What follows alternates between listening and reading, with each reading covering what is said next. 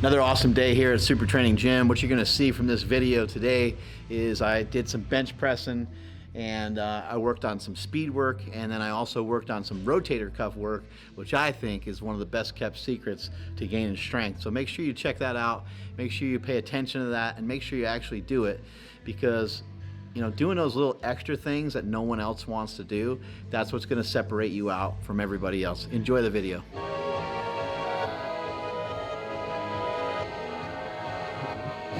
Couple days after Thanksgiving, getting in here, getting some benching in.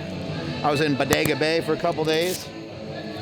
Got some training in up there, did a lot of walking, a lot of exercising, a lot of eating. Still stayed on plan, still stayed on point because we got no carbs till Christmas. I don't know what happened on Christmas Day. Probably something disappointing. I'll probably eat like a fucking potato or something, but things have been going good. Training's going good, body weight's good. I'm about 230 pounds.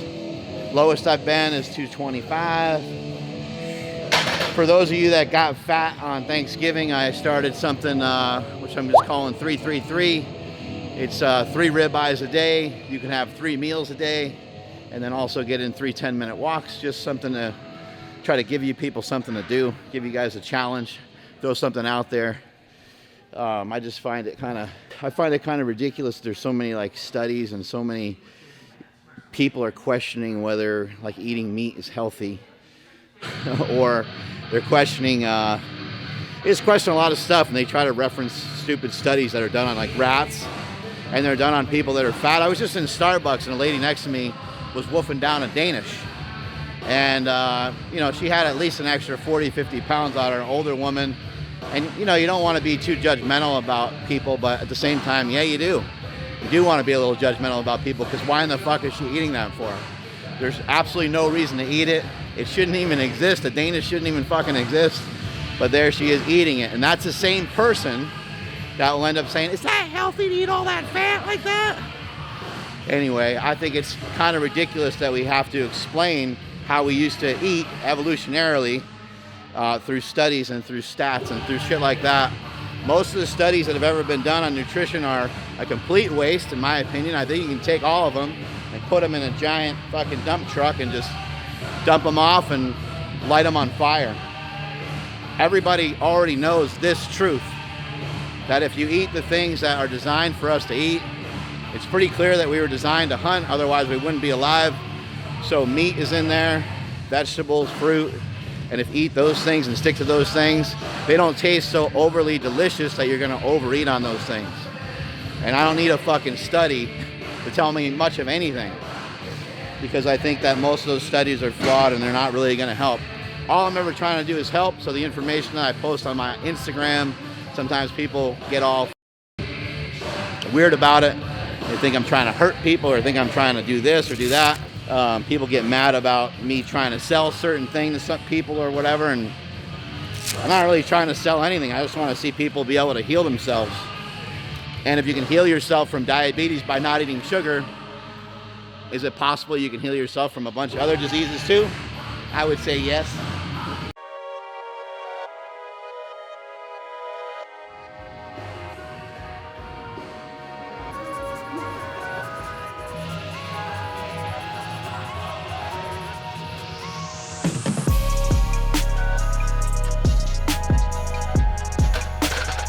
Something I get asked a lot is about doing a keto diet and losing strength, or going low carb and losing strength. Whenever you start to lose a significant amount of weight without like PEDs or something like that, without something else being at play, whenever you lose a significant amount of weight, you'll lose strength. But a lot of people are like 40, 50, 60 pounds overweight, and it's like, dude, like, let's make that the focus for now. You need to stay that fat for no particular reason, right? Because you can gain the strength back at some point too. And you don't have to lose 60 pounds, but you have 60 pounds to lose. Maybe you lose 20, but you're going to be exponentially healthier when you lose 20 pounds. You're going to feel better, be able to sleep better. And a lot of the things in the gym, you'll actually be better at when it comes to any sort of cardiovascular training, when it comes to recovery from your workouts. You'll recover from your workouts faster, the better shape that you're in. You'll recover from one set to the next, and even from one rep to the next. the better shape and better condition that you're in. So I strongly urge those of you that are on the bubble that are like, I don't want to do that because I don't want to like give up my strength. Give up your strength. Give it up for a while and take it as a challenge. Say, I'm going to weigh, you know what? At 315 that I benched, weighing 230, I'm going to still bench that 315 weighing 200. You know, throw that challenge out there to yourself. Why not? Why not make it harder? Why not have a challenge that's going to be so hard that it changes some of your perspective and changes your thoughts about yourself? That's a big thing with goals. If they're not hard enough, then they're not going to really elicit any sort of change, right?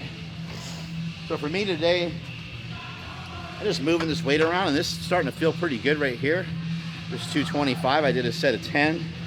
I'm going to add a little bit of weight.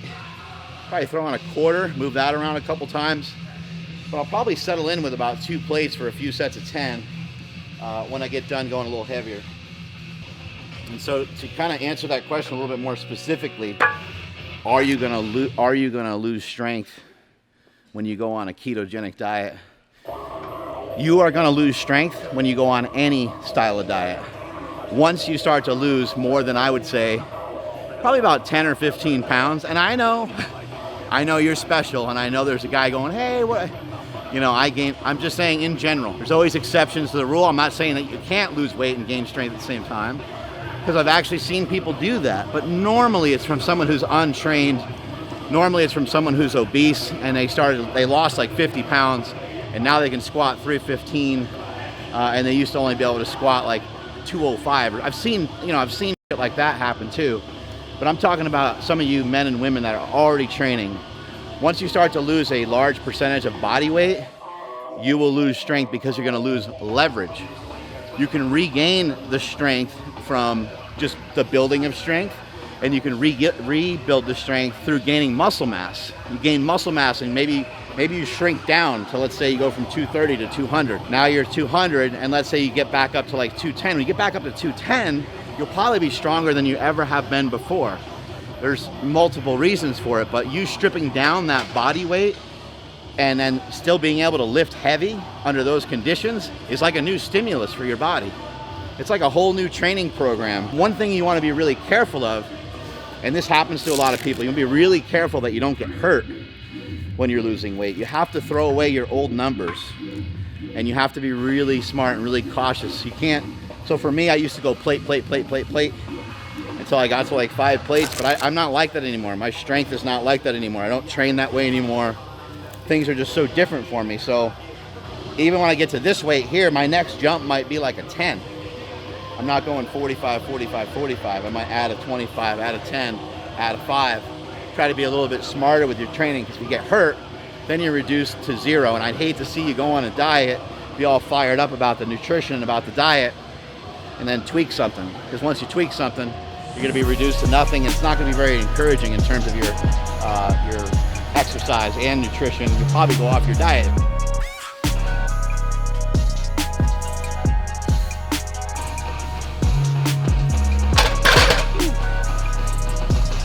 Weight's feeling pretty good. Like, how am I judging this? Just judging it by what I put on there for today. Did 225 for 2 sets of 10. That felt pretty good. I'll probably stay with this weight. This is 275 pounds. Do a couple sets of 6. Now I realize this does not represent, the way I used to throw around 5 plates and stuff like that. But like I said, I don't train that way anymore. I'm not training specifically for that. But actually, this feels pretty good today. And I feel like within the next few weeks, my strength is going to be back up, because my body weight is finally starting to stabilize between 225 and 230. For the longest time, and all last year, I was more like 240 to 250. Now I'll be 220, 230 range. Once I maintain that weight, I'll be able to bring that strength back up again. As I'm setting up for the bench right here, I'm thinking about my form and technique. I'm not really getting like fired up for the weight necessarily. And even when I had some of my heaviest weights on here, even though you see me smack the chalk pole and get all fired up and get all excited, I was excited for the opportunity to do the lift. More so than anything else, I was excited to show what I did in training and show how it's going to result on the platform. Like, hey, wait till these motherfuckers see what's going to happen on the platform right now. And so I get fired up and excited for that, but I was still always thinking about my form and technique. On the benches for today, I'm trying to keep the chest up. And you notice I don't have my feet down. When I don't need to have my feet down, I just don't put them down because it's helped save my lower back. I don't have any lower back issues, but I want to keep it that way. Once you go like this, you end up kind of putting your lower back in a fixed position. Not necessarily dangerous. It's not dangerous for your back. Your back can go that way, it's fine, but it can be a little bit of a compromised position to hold for multiple seconds and for multiple reps. So I choose not to do it that often. Now I'm just going to kind of kickstart myself into position here, and the reason why I do that is because I'm using the barbell to pull myself into position. So I put my hands where I want them for grip, which is ring fingers on the power rings here. Well, bam, I squeeze the bar. And when I squeeze the bar, I squeeze it pretty much as hard as I can. I put as much force into it as I can. Now I'm going to pick up my upper body. And the key to this is that you don't move your lower body. So sometimes people, I'll ask them to pick themselves up, and they'll go like this. They'll go like this. They just kind of like move their whole body down. And it's like, well, all you did is move downward on the bench. You didn't really do anything to achieve a stronger position. So that's what I'm trying to do. I'm trying to achieve a stronger position. We're trying to lessen the range of motion, decrease the range of motion, okay? And number two, we're trying to increase stability. Decrease range of motion, increase stability. So where we're gonna do that is we're gonna tuck our shoulders in our back pocket and pick myself up. And that's why I bring this foot up, is to kind of counterbalance me and to kick me this way. But you see my butt didn't move when I did that. It's just, I don't have to do that little kick, but it's just something I like to do to help me position my chest. I'll show you again here from the upper body. And we're not shrugging the shoulders upward. We're actually shrugging, we're pinching the shoulder blades together in the back, and we're bringing the shoulders down, not up. Bring the shoulders down. So we're gonna pull, I'm pulling, and I'm gonna scooch and get underneath it. Now I'm in a good position. Just like this. This is how I want to be when I unrack the weight.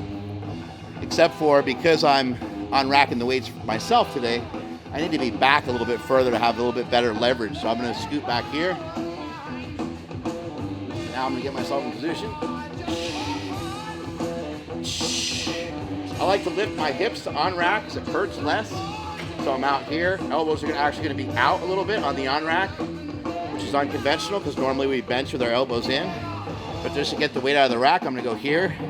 I like to give it a few pulses. So 1, 2, 3.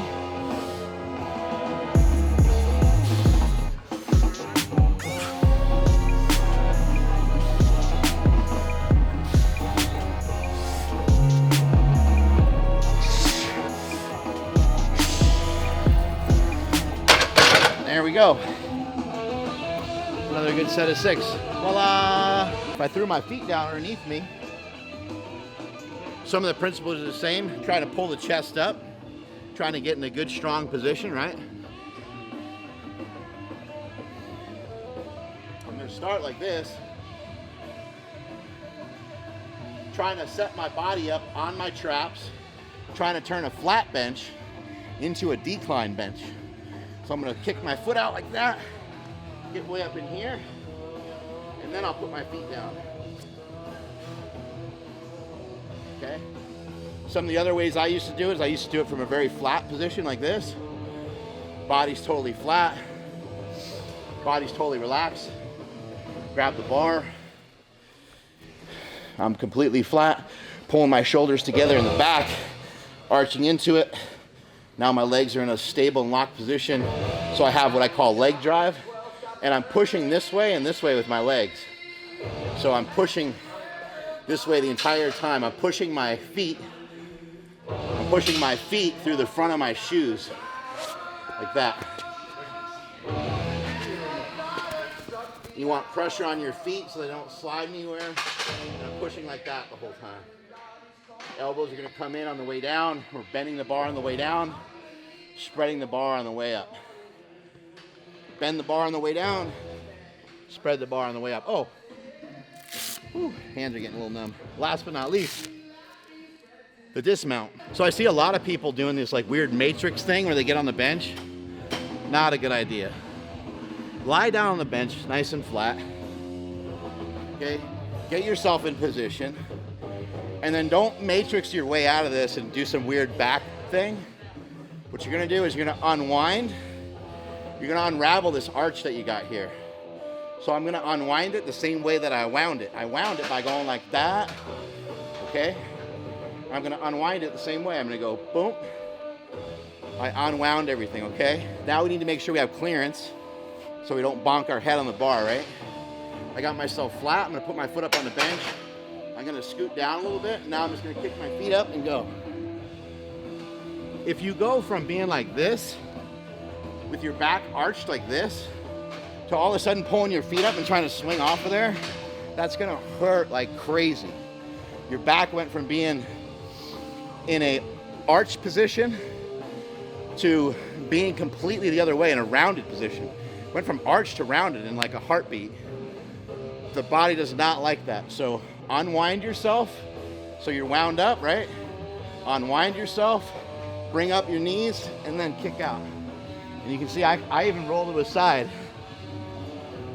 I'm here, like this. Unwind it, bring your foot up, and come off to the side a little bit. I know it sounds fucking stupid, but I've been lifting for 30 years. 31 years coming up December 10th on my birthday. 31 years of training, so the only way to do it for 31 years and to do it successfully for 31 years is to keep yourself away from the stretcher. Keep yourself away from the emergency room. I'm gonna move on and doing some speed bench because this guy over here doesn't have anybody to speed bench with, so I'm gonna rumble with him for a little bit and we'll both get a really good workout out of it. The chains help to accommodate resistance. I've gone over this a million times, right? The weights are heavier at the top and they're lighter at the bottom. Sometimes if you have elbow pain, shoulder pain, or pec pain, having the weight lighter at the bottom and heavier at the top is advantageous. It helps a lot. So if you look at the chains, each chain is 20 pounds, 20, 40, 60, 80 pounds of chains. The chains are somewhat on the ground already. That's to help with stability. Because if they're off the ground, they're going to swing all over the place. We'll sometimes train like that, but most of the time we have some of the chain weight on the ground. As we go to bench press, you're going to see all this go like that. It's going to unload and it's going to reload. Okay, it's going to deload onto the floor and then reload. So this 135 pounds is well over 235 pounds, or it's probably over 200 pounds at the top, something like that. He's gonna give me a lift off. 1, 2, 3.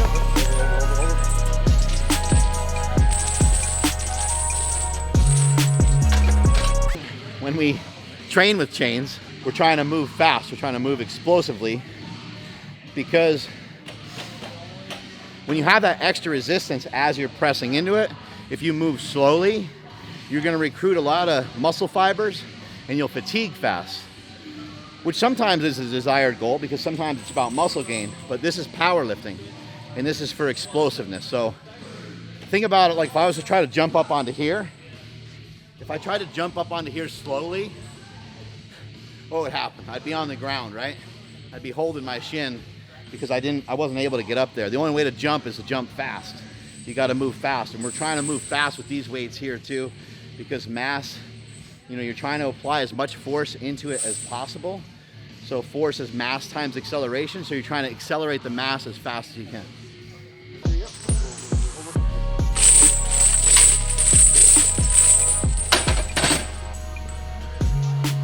So on these, we're trying to drop the weight fast too.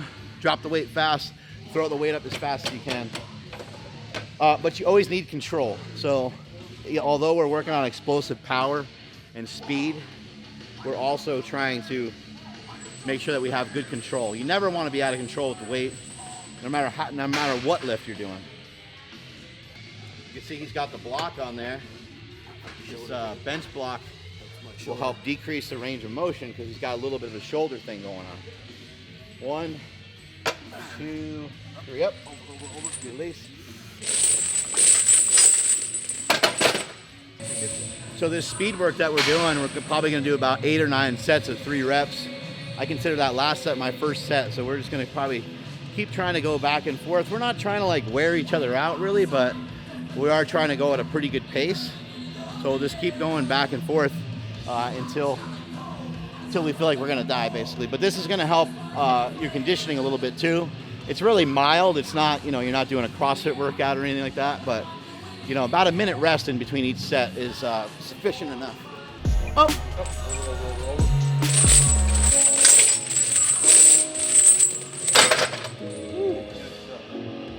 Man, I feel like I needed this. You can build a lot of strength and you can build a lot of muscle by moving slow as well. And a lot of times, if you move slow and controlled, would say like a weight like 315, a lot of times when you go to move fast with it, because you manhandled it, had such control, and moved it so slowly, like a tempo squat or something like that, then that means that you have the strength and you have plenty to be able to move it fast. But you also want to teach your body to move and react quickly as well. So you need both styles of training. If only speed training, if speed training was the only thing you needed to be strong, then everyone would only do speed training. They wouldn't even bother to go heavy. But you need the slow and the fast. That's why you train heavy, the weights are going to naturally kind of slow down. What we're trying to do is trying to build explosive power even when the weights are starting to get a little heavy. Oh, good.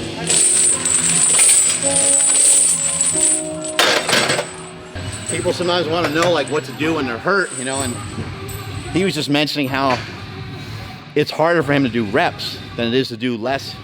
Like doing singles and triples and stuff like that hurts a little bit less. So if you're in pain, that's something you want to think about. The execution of 1 or 2 reps, you're going to be under the bar for a lot less time. So most people, when someone's injured, they're like, oh, you got to come back with sets of 6 and 8. That could be true, but that's for down the road when you actually feel better. But to start to feel better, you're going to want to use slow and controlled singles, doubles, triples, things like that. You don't want to be under the bar for too long. Not super slow movement, but good control, range of motion, full range of motion, and doing things that hurt on a pain level on a scale of 1 to 10 should be 3 and under. It's above 3 and you're not training for a meet, shouldn't be doing it. Out, release. Nice. Anyone who wants to give this a try, it's kind of hard to find these type of chains. These chains in particular came off of a website called EliteFTS.com. You can get them off of like Rogue as well, but lugging a bunch of chains into the gym is probably not going to be feasible, although I used to do it all the time. So I kept them in the back of my car because I was a knucklehead that way. I was a meathead. I guess I still am. But you can just buy some bands, pretty inexpensive. Go to like Rogue Fitness. These are called mini bands. Rogue Fitness or EliteFTS.com, either website has these bands. Now there's sticker bands and stuff like that too, like these guys. You don't need these for bench pressing, but this is good for other movements. Like if you wanted to do just say like curls and tricep push downs off of like a rack, like I'd advise you get one of these too, just because you can do a lot of other movements with it. You can do good mornings with it. You can do like rows and things like that. So really good piece just to kind of warm up with. But everybody should have these in their bag. I mean, everyone should have a pair of these in their gym bag, along with a slingshot, obviously. But you should definitely have some bands. You don't have to adhere to a certain like religion, or you don't have to adhere to the West Side Barbell methods to use bands. They're still going to be effective for you, whether you're a bodybuilder, CrossFitter, powerlifter, Olympic lifter. Doesn't matter what you do. They still work really well for no matter what it is you're trying to do. You're trying to build muscle, they'll work great for that. You're trying to build speed and explosiveness, they'll work great for that. So trying to get caught up in this guy over here fighting about, dynamic effort shit doesn't work, bro. Like, there's other people that are getting strong without it. Yeah, there are people getting strong without it, but there's people that get strong with it too. And it's just another tool in your arsenal. There's no reason to be closed-minded to it.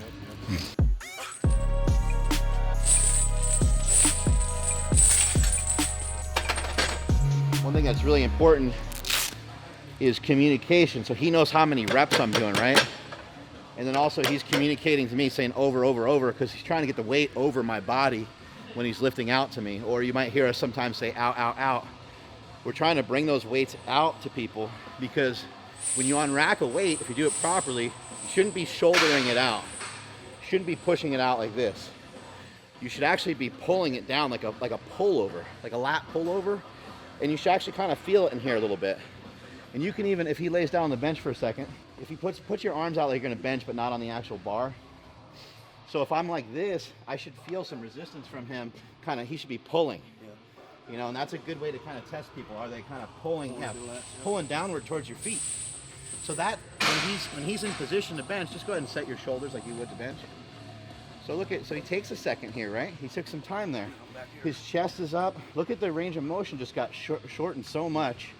Okay? That's my lockout. And when I go to hand him the weight, he's kind of like that right there. He's got that pressure. And then he's pulling the weight down and in on the way down. Sit right on my lats. But that's what people are talking about. And everyone's always so confused. Like, what do you mean you're pulling the weight into your lats? That's one way you're doing it. We can also just stay right there for a second. We could just put a band in his hands right here. And we could say, hey, you know, if this is a 15-year-old kid that hasn't benched much before, say, hey, pull the weight out of the rack. That's what we're trying to do, because if he unracks it, if he shoulders it out, he's going to unwind himself from the position that he just worked so hard to get himself in.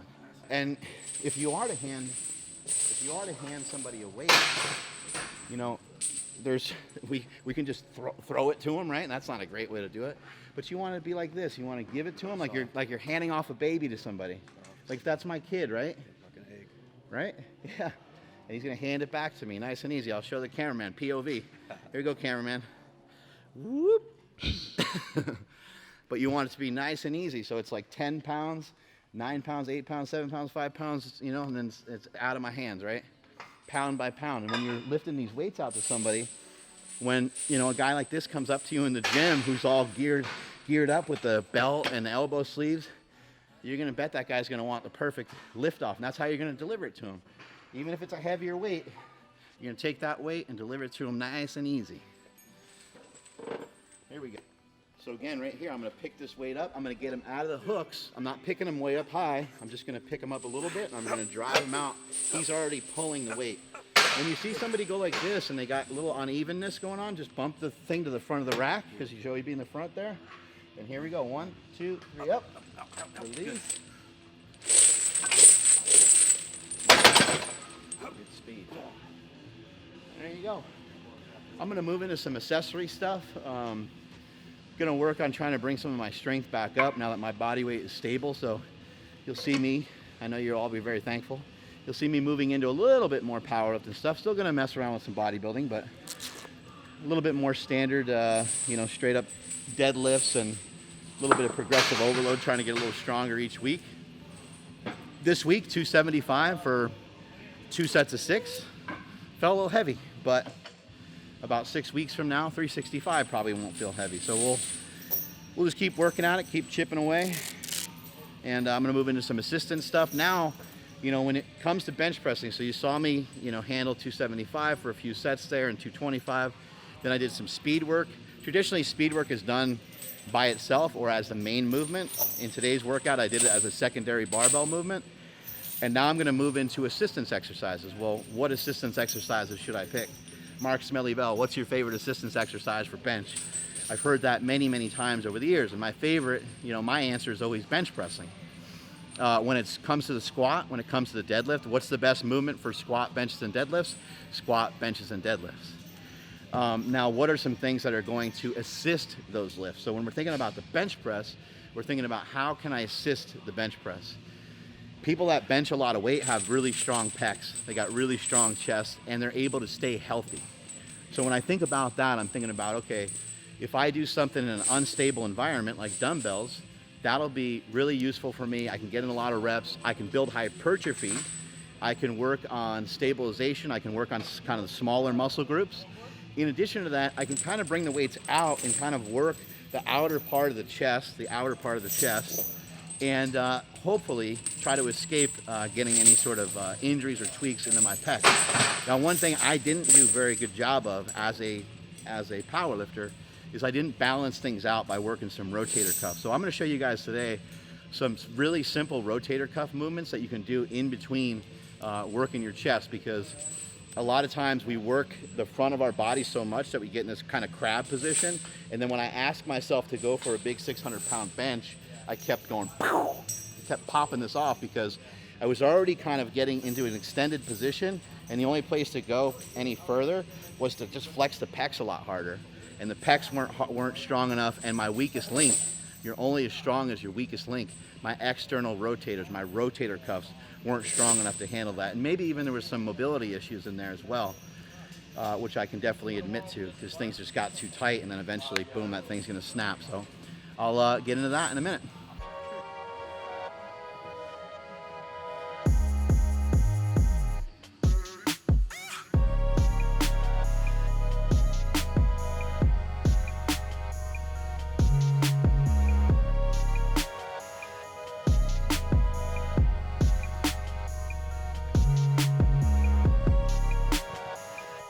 Exercises really, but you want to try to bring the weight to your belly button, bring your thumb to your belly button each time, and then you want to try to rotate out the best you can. Now, my range of motion is not very good, but you want to make sure you're not moving your body around a bunch. You don't want to be in here just flailing. Like, sometimes you'll see people on here and they're just kind of like they're just kind of, you want to have a little bit more intention to it. And again, using any sort of weight is going to be difficult. Now, a lot of people do this for like warm up, which is fine. It's a great way to warm up your shoulders, but I like to do it in between dumbbell benching. And part of the reason is I'm gonna actually try to push these a little bit and go a little bit heavy with them, just like I would anything else. So rather than sit here and exhaust them and do 20 reps, I'm just gonna do like 6 or 8 reps or so, and really trying to control.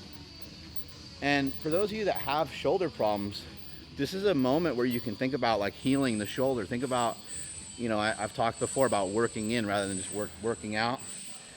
Go inward, just close your eyes and kind of think about like, this is healing up all the ligaments, all the tendons, all the soft tissue, all the fascia around the muscle. And this is gonna help me, because it really will help a lot. It's gonna help balance things out. You notice he just raised the height up a bit. I try to keep my levels. Just duck my elbow into my lap. Pin the elbow to the side right there, yep. Small little range of motion. Yeah, there you go. I do these just about every single day, just get blood on my shoulder. The more blood flow, the more recovery. I do like 12 to 15. And actually, I do 2 sets. I go back and forth, yep. And that's 1 set, and then they just like burn like crazy. And a lot of times you'll see, you know, the older guys in the gym doing these weird movements. You're like, what the hell is this guy doing? But look at it. It's working all these little muscles back here. You know, these older guys in the gym, they know some secrets. They know some stuff. And then you'll have someone, you know, who's got a PhD who says, oh, you got to, you know, move full range of motion for maximum muscle gains or whatever. But there's a lot of variations in a gym of movements that you can do. And sometimes the range of motion doesn't need to be much at all to be effective.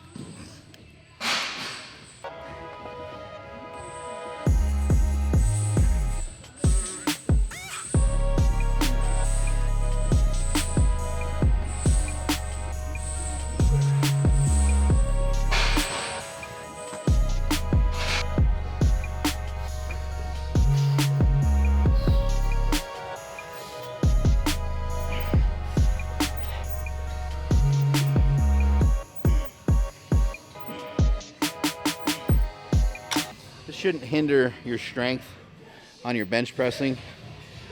It's an opposing muscle group, so you might get a little blood in your shoulders, but it shouldn't negatively impact your strength.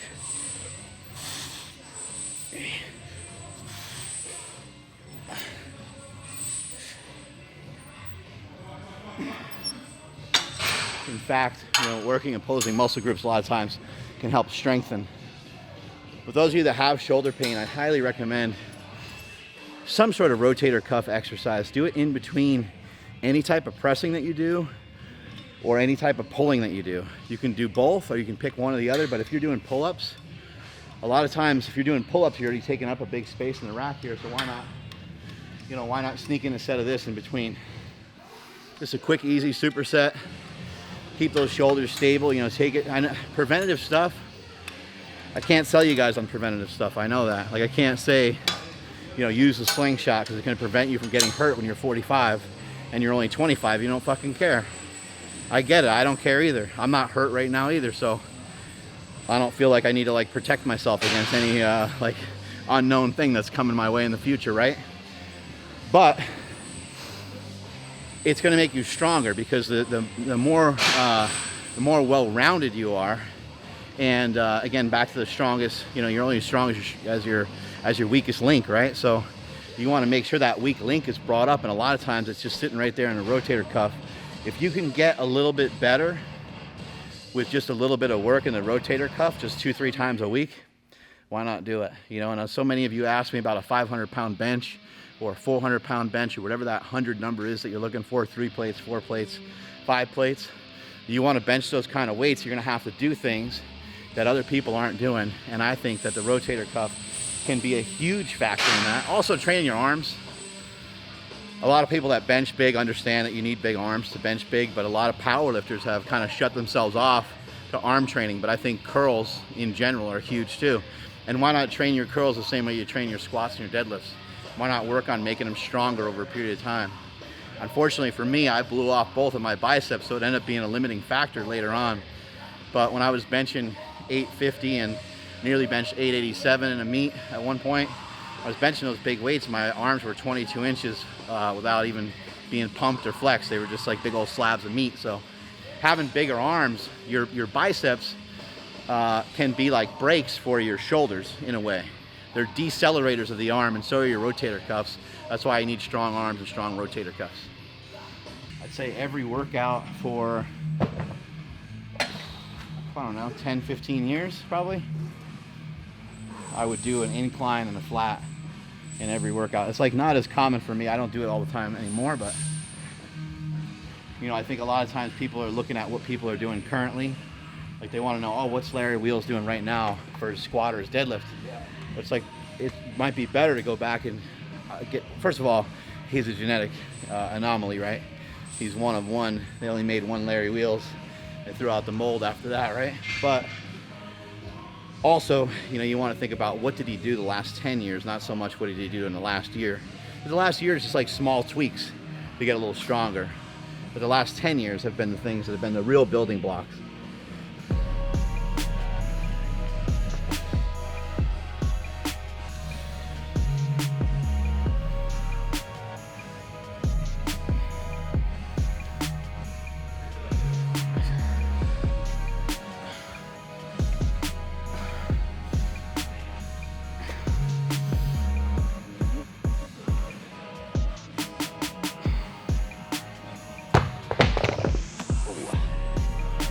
Feels good getting that stretch down there at the bottom.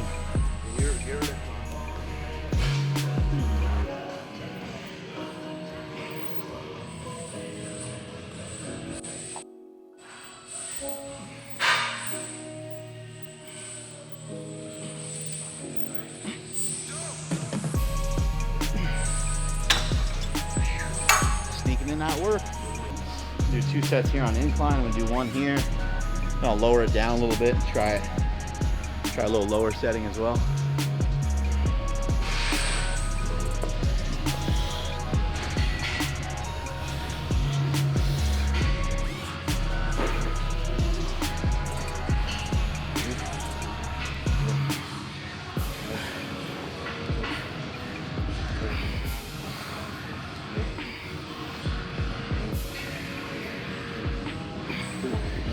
Whew.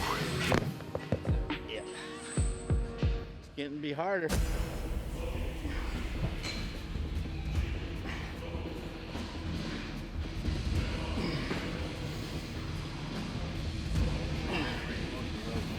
Yep. Yeah, they're tough.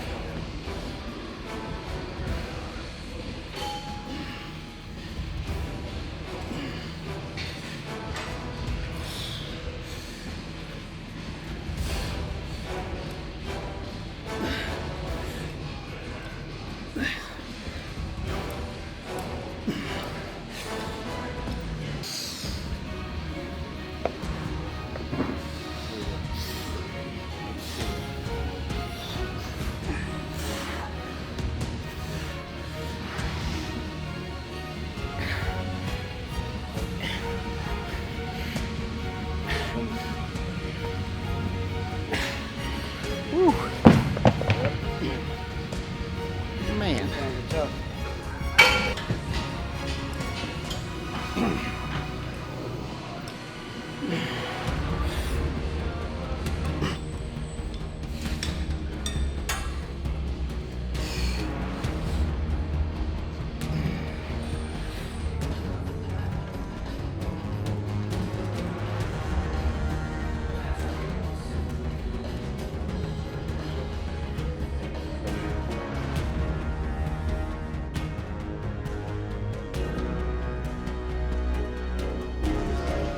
last movement we're going to do for today. This is a single arm crossover. So sometimes, you know, you'll do both at the same time, but sometimes it's hard to like learn like how to contract. And so when you do one arm at a time, you might learn how to contract your left pec or your right pec a little bit better. Plus you can actually come across the body. So I'm coming all the way across. Normally I'd be hitting hands, right?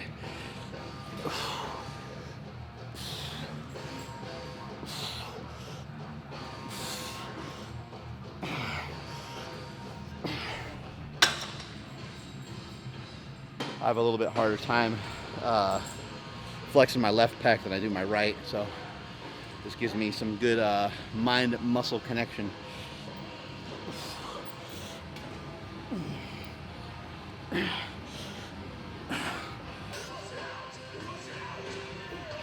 how I put his thumb on his body there? It's because he's flexing into it.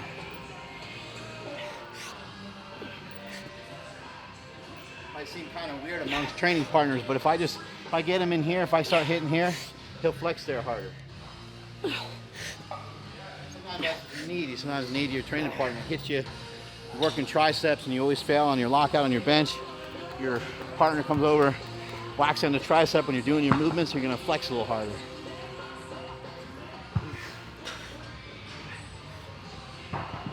There you go.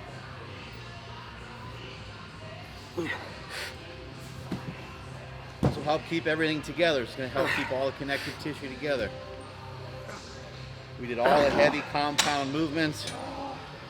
We did heavy compound movements with a barbell, and then we did some heavy movements with some dumbbell.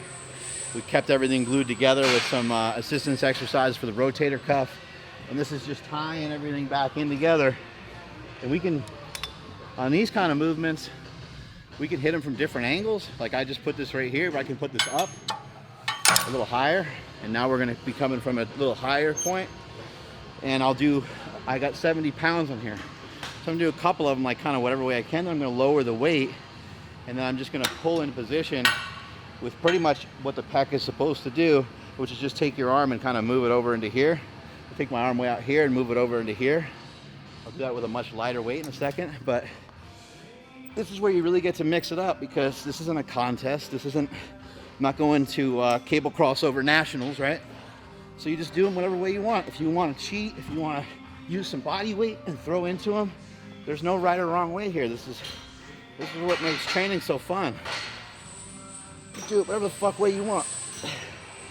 Now I'm gonna lower it. Just 30 pounds now. So I went a little chaotic with that. Now I'm just gonna bring him in. Isolate, there we go. Maybe even flex both pecs.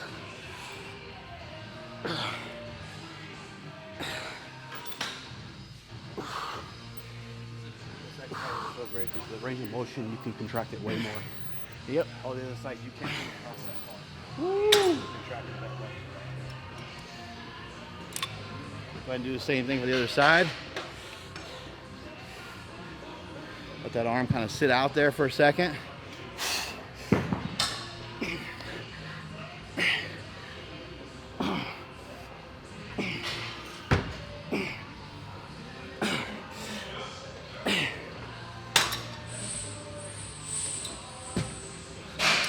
For me personally, when I do drop sets, I like to have them be a 6 to 8 rep range rather than some people do like 15 reps on each one and you do 45 reps total. I'd rather do about 20 reps total.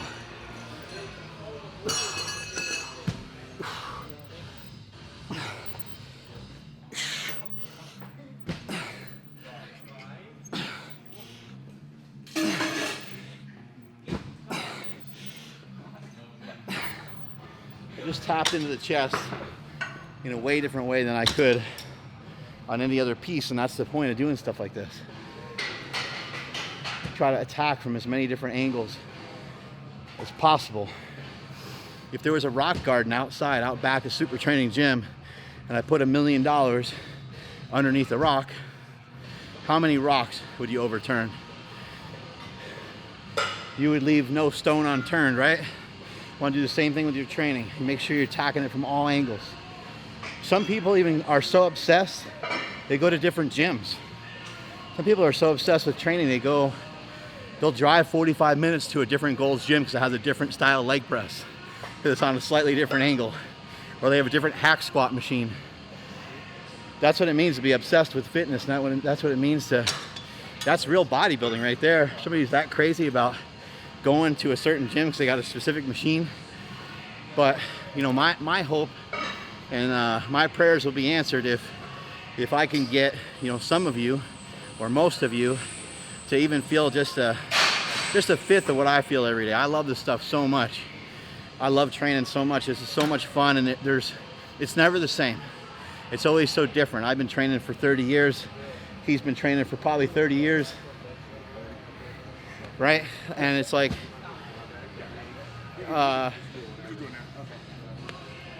you never, like, there's no motivation. Fuck motivation. We're so fired up and excited about this every day.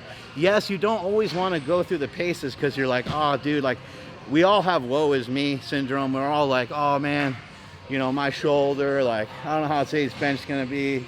Maybe if Smokey's not going to be there, I'm not going to get a good workout, or I'll just fuck around and not do much. Like, we all have those moments, but once you get in here and once you get the blood pumping, your blood starts flowing, you start feeling really good. This is something that's intoxicating and that we've become obsessed with. So every time you're down and every time you're thinking about, like, man, I don't know if I should go to the gym, don't even have another thought beyond that other than putting your shoes on and getting in your car. Just go. Just go and make it happen. Just go and start moving around. And let's say you were scheduled to squat, and let's say that your knee hurts that day. Fucking get in the gym and start doing some curls. Give yourself an underhand pitch every once in a while. Hit that son of a bitch out of the park. Make it easy, you know? Be like, fuck it, man. I'm gonna warm up on some shoulders. I'll do some biceps. And you know what's gonna happen? By the time you get 3 sets into shoulders and biceps, you're gonna be like, I gotta stop being a pussy. I'll just go squat. And you'll probably end up squatting for the day. But if you don't, you still got in the gym and you still moved. Something that pisses me off about fitness more than anything is that it is sold as an item that's going to get people in shape, and it's sold as an item that's going to help with aesthetics. And that is the worst sales pitch in the history of the world because of what it does for your brain. What training does for your brain is goes well above and beyond the scope of having a six-pack. It can empower and do so many things for so many men and women out there. People have more depression, and people are suffering from more anxiety, and people are paralyzed. They're not getting up off their couch, not doing the things they're supposed to be doing. And it's not just because of lack of motivation, it's because of the food that people are eating, and it's because they're not moving enough. Not moving encourages not moving. Sitting on the couch encourages sitting on the couch, and movement encourages movement. Get yourself moving. Encourage somebody else next to you to start moving. Make this world a better place to live. Strength is never weakness, weakness is never strength. I'll catch you all later.